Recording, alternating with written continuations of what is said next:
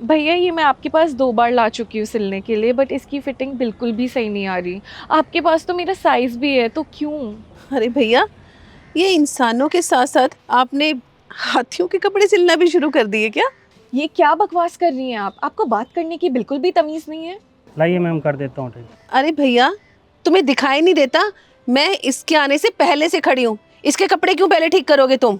अरे मैडम, आपके कपड़े में अभी टाइम लगेगा, इनका 2 मिनट में करके देता हूँ। अरे भैया, इसके साइज का ड्रेस बनाना कोई आसान काम है क्या? जितना भी लूज कर लो, आएगा तो इसको टाइट ही। जितनी देर में तुम इसका फिट करोगे, उतनी देर में तो ये खा खा के और मोटी हो जाएगी। इसकी ड्रेस फिट करने का कोई फायदा नहीं है आपको। एक्सक्यूज़ मी, ये क्या तरीका है बात करने का? मैं ना तुम जैसों से इसी तरीके से बात करती हूँ। तुम जैसों से आपका क्या मतलब है? आप ये जो कर रही हैं इसे बॉडी शेमिंग कहते हैं। क्या आप चलते-फिरते किसी को भी उसकी हाइट वेट को लेके ऐसी मज़ाक उड़ाती हैं? अच्छा, तो तेरी जबान भी चलती है। एक बात बता, नॉर्मल लोग तो कहीं आने जाने के लिए कार या ऑटो से आते जाते हैं।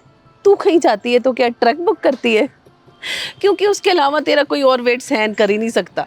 इग्नोर her भैया, आप प्लीज़ इसको सिल दीजिए, मुझे लेट हो रहा है। खबरदार, जो तुमने इसका काम पहले किया। तुम्हें दिखाई नहीं दे रहा कि मैं कब से यहाँ पे खड़ी हूँ?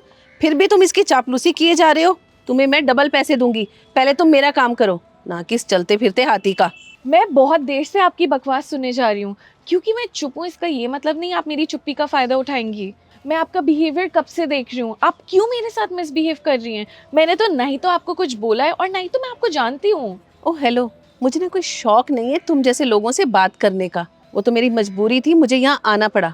नहीं तो मैं अच्छी खासी शॉपिंग करके आ रही थी। सारा मूड ही खराब कर दिया। एक बार खुद को देख तो ले, कैसे अजीब सी दिखाई देती है। लोग तो तुझसे डर ही जाएंगे। लगता है आप अपनी हरकतों से बाज नहीं आएंगी। मुझे देखो, मैं इस एज में भी कितनी फिट हूँ। हर कोई मुझसे पूछता है कि मेरी फिटनेस का राज क्या है। और तुम्हें देखो, इतनी कम उम्र में भी इतनी मोटी। क्यों मोटा होना इतना बड़ा इशू है आपके लिए? क्या मोटे लोग को हक नहीं है नॉर्मल ज़िंदगी जीने का? और आप कौन होती है मुझे जज करने वाली? मैं जैसी हूँ मैं अपने आप को बहुत पसंद करती हूँ। देखो, मैं तुम्हें ना कोई जज नहीं कर रही हूँ, बल्कि तुम्हें सच्चाई बता रही हूँ। वो कहते हैं ना कि सच हमेशा कड़वा होता है। तो तुम्हें भी आज सच्चाई हजम नहीं हो रही है।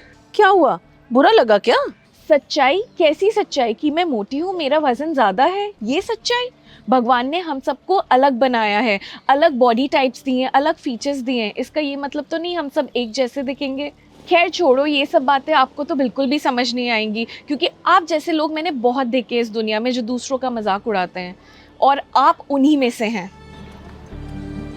मम्मा आपने ले ली कपड़े दर्जी से? हाँ बेटा, बस ले ही रही थी। ये मोटी साइड दे तो ना। मम्मा आप इन्हें ऐसा क्यों कह रही हैं? क्यों, तू जानती है क्या इस मोटी को? मम्मा ये मेरी बॉस हैं। मम्मा आपकी घुटनों की सर्जरी के पैसे भी इन्होंने ही दिए थे। अगर आज ये नहीं होती ना तो आप बच भी नहीं पाती।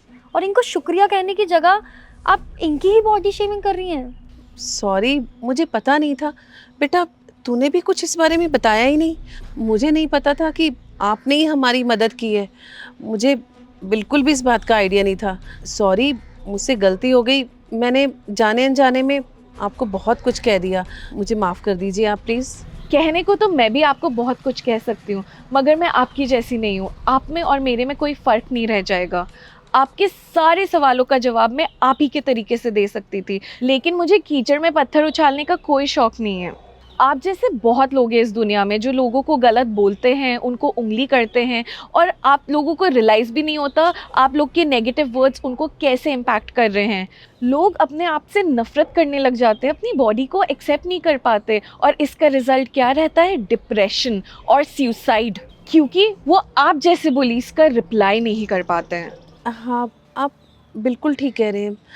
शायद मैंने कुछ ज़्यादा ही गलत बोल दिया। मुझे ये सब नहीं बोलना चाहिए था। प्लीज़ मुझे माफ़ कर दीजिए। आपने जो किया मेरे साथ सो किया, मगर प्लीज़ आइंदा से किसी को इतना गिल्टी मत फ़ील करवाइएगा कि उसका वेट ज़्यादा है, उसकी हाइट छोटी है, ऐसे बॉडी शेम मत करिएगा।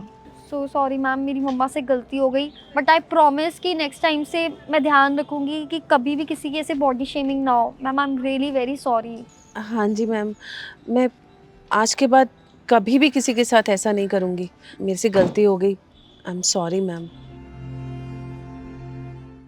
बहुत से ऐसे लोग होते हैं जो दूसरों के साथ गलत व्यवहार करते हैं, तो प्लीज़ कभी भी किसी के साथ भी गलत व्यवहार ना करें, क्योंकि हम सभी सोसाइटी में इक्वल है, हमें मिलजुल के रहना चाहिए, सबका सम्मान करें, सबके साथ आगे बढ़े, सबका ध्यान रखें। और इस वीडियो को सभी फ्रेंड के साथ, फैमिली के साथ शेयर कीजिए, ताकि जो इसमें मैसेज उन सभी तक पहुँच सके। और हमारे यूट्यूब चैनल को सब्सक्राइब कीजिए, हमारे फेसबुक को फॉलो कीजिए। हमेशा ऐसे मुस्कुराते रहिए, खुश रहिए। Thank you.